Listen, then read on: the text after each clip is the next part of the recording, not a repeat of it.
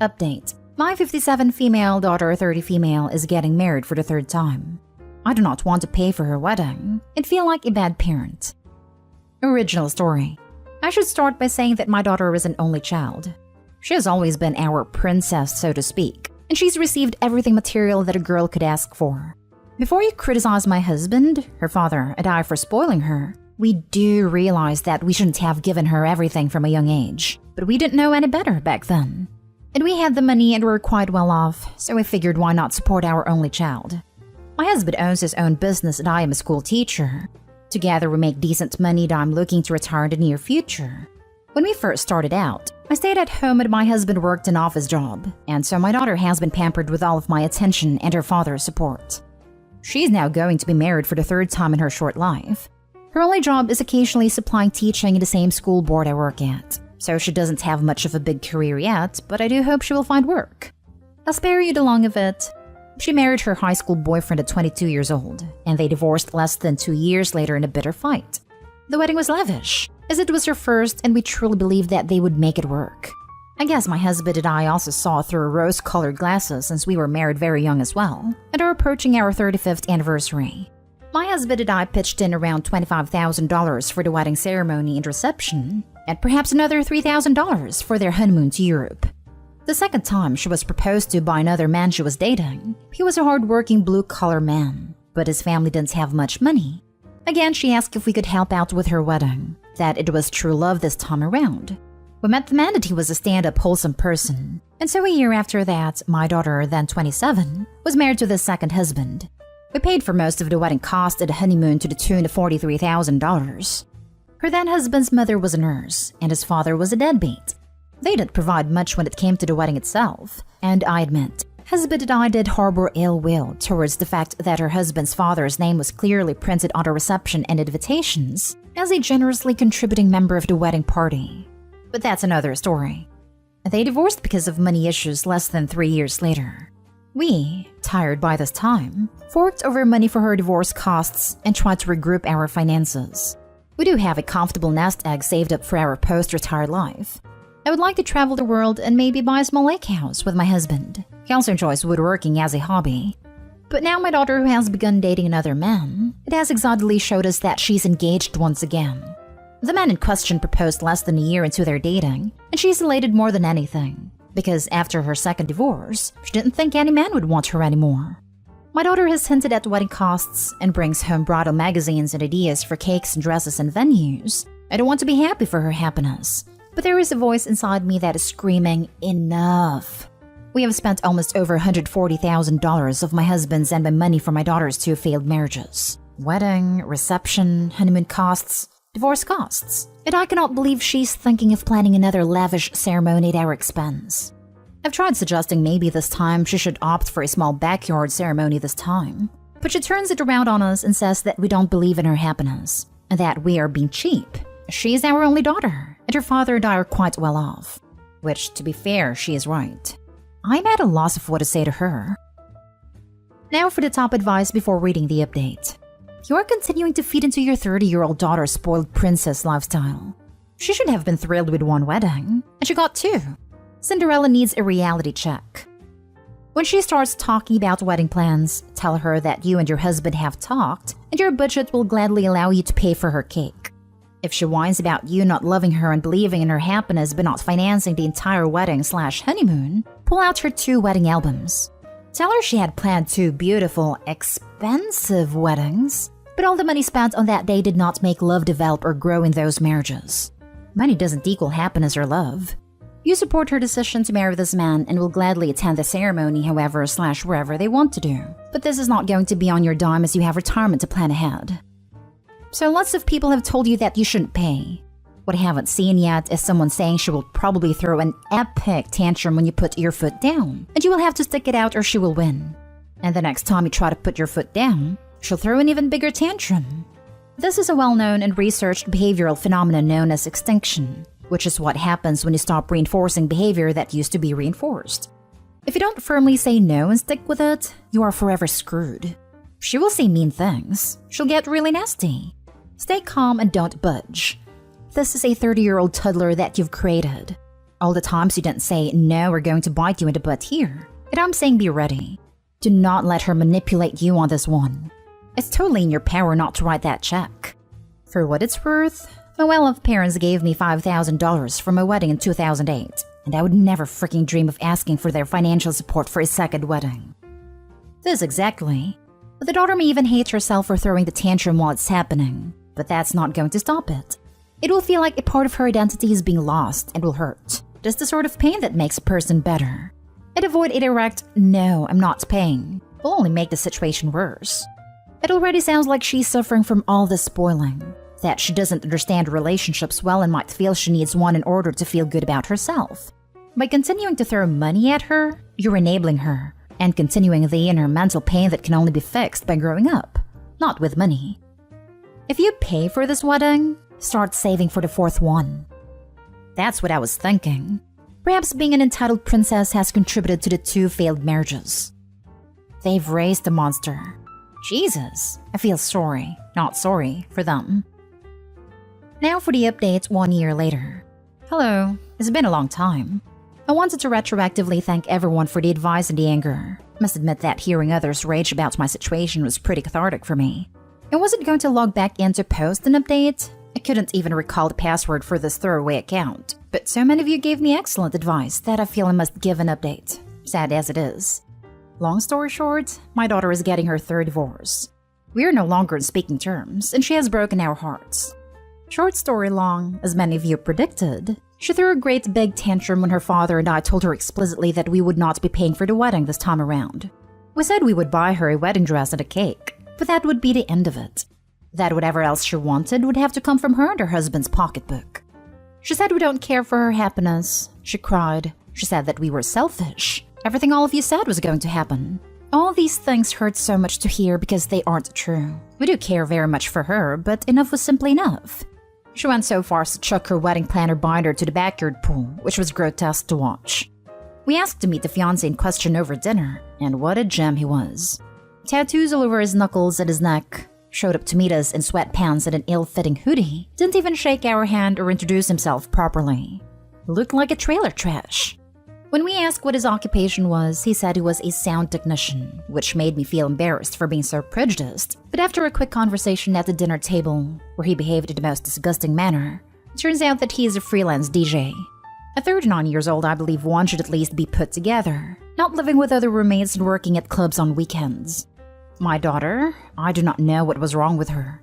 She looked at him with such adoring eyes, as if he were the best thing since sliced bread. We doubted that he could provide for himself, let alone a family. I don't know if this was a sign, but a sight of this man-boy solidified our decision to not finance a drop of our daughter's 3rd wedding. We still agreed to pay for the cake and the dress, but no more. We even had doubts that maybe this thug was only planning to marry our daughter for the money. We assumed it was true, when we found out she had been paying for a few months' worth of his rent that he could not afford to pay out of her own pocket. Like I said, I don't know what was wrong with her. We gave her a budget of $13,000 for a beautiful dress, and maybe another $2,000 for the cake. The wedding planning itself was a disaster, as my daughter had a meltdown over every single little thing that went wrong, even though I tried to tell her that she could use the $15,000 budget to plan the entire wedding, instead of just spending it on the dress and the cake alone. That was our intention, that maybe she could scale back the dress and cake for a more humble affair. Maybe it would teach her the value of $1. She would not budge. She did not invite us to the wedding, let alone the reception. We don't even know how it was, as we were not shown any photographs afterward. I spent the entire week crying when I found out she had left us out of the wedding party. She came back a few times with a U-Haul and her disgusting husband to take her possessions from our home and moved in with him. While my husband and I were gone on a vacation to New Orleans right before Christmas, we had received several voicemails from our daughter. Her voice was slurring, as if she had been heavily drinking or on drugs. She said that she was going to divorce as he was a freaking deadbeat who couldn't even treat her to a nice dinner. She said she's had to sell her engagement ring to pay the rent, that she's still living with his roommates, and that this is the part that just sends me into anger. If only we had paid for her wedding and helped her buy home with him. This wasn't even discussed between us. I do not know where she got this idea from, that she would have made this marriage last. If we had given her more money. My God, what have we done? I'm shaking with anger just typing this. My husband wanted to leave her a seething voicemail. I talked him out of it. As far as we know, she has moved forward with a divorce. We will be here for her. We will take her back into our home, but only if she wishes. At this point, we have heard nothing from her, and she does not pick up her phone. It is so easy to blame ourselves for being bad parents, and I just feel so awful. She's our only child, and if any of our nieces or nephews behaved this way to our siblings, we would have cut them out of the family in a second. But we can't. She is our only child, now 31 years old and a thrice divorcee. It pains me so much what has happened over the last year. I feel like I've lost a daughter. Just my impressions here, it isn't the man she wants, it's the wedding themselves. The attention she receives. It seems like she's attracted to that specifically. She's so used to being special that she is trying to increase the number of times, in ways that she feels special. Please, if she does ask to move in with you, and I know you won't be able to say no, have a caveat that she will attend counseling regularly to help her discover the root of her issues.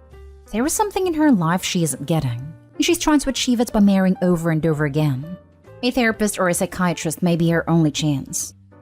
When people are enabled by others for so long, their emotional maturity tends to be stunted. At least that's what I've observed in regards to some of my friends.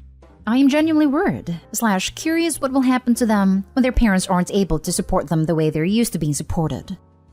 Yep, this is a result of how a snowflake was raised. Most of the adults I know freaking hate the prospect of having to borrow money from their parents.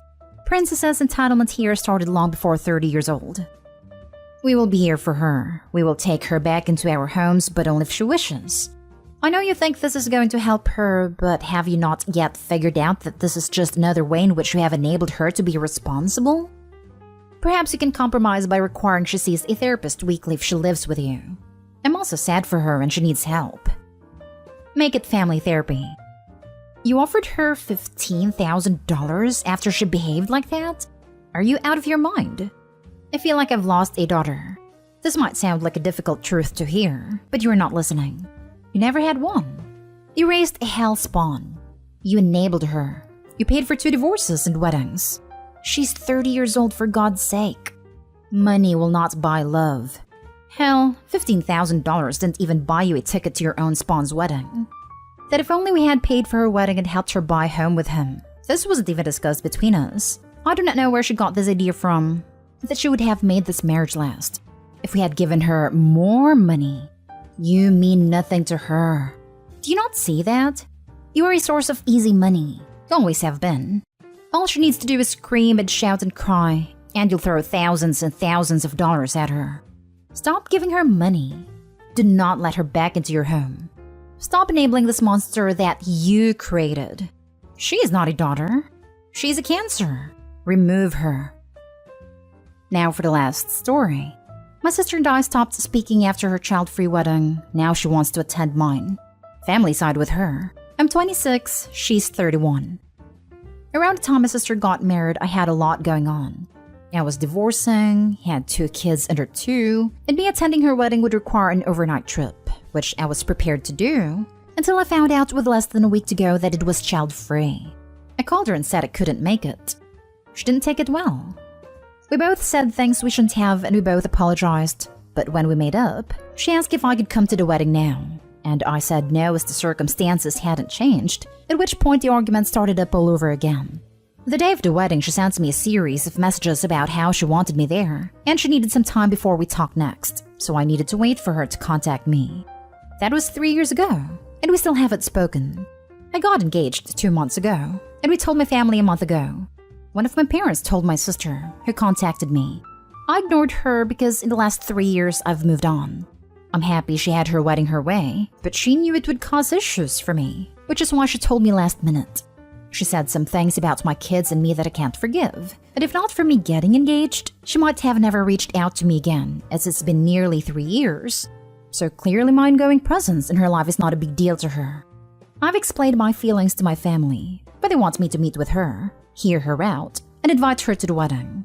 I ask what happens if I don't do that, and their responses have ranged from being mildly put out to not going in solidarity. I've asked where this response was when I couldn't go to her wedding, and they've said it's different because I had an invitation while she doesn't. I don't want to get into a debate about me attending her wedding or her coming to mine. I just want some advice on how to address this whole issue with my family in regards to them choosing sides, as I would like them to be at my wedding, but I'm still not inviting my sister. Now for the top advice. I'm sure some won't agree, but I wouldn't bat an eye at anyone saying they wouldn't go in solidarity. If something that silly will prevent them from showing up to my wedding, it's probably best that they not come. I want people that are supportive at my wedding. Might as well put my efforts and attention into those that deserve it. Amen. Anyone who says they'll boycott your wedding out of solidarity can sure handle the response. If that's how you feel, I agree it's best that you not attend. Or, sorry to hear that, we'll miss you, if you want to be more diplomatic. I mean, I could understand if it was solidarity for good reason, but having a cry because someone didn't invite you to their wedding when you didn't talk to them for 3 years is not a good reason. If they wouldn't attend your wedding just because you won't do what they're demanding of you, then do you really want them there or in your life at all? If you do what they want just to have them at your wedding, they will know they can demand other things of you anytime they want, and they will do so. If you want your sister at your wedding, or if you want to hear what she has to say, then meet up with her. But don't let other people push you into it if it wasn't what you want. I do want them in my life, as they're my family, and I love them and my kids love them. But if having them in my life means having my sister, I would need to think that one over. I don't want my sister there. I don't want to talk to her at all. My other sisters are fine, as are my brothers and most of my family, but I don't want this sister in attendance.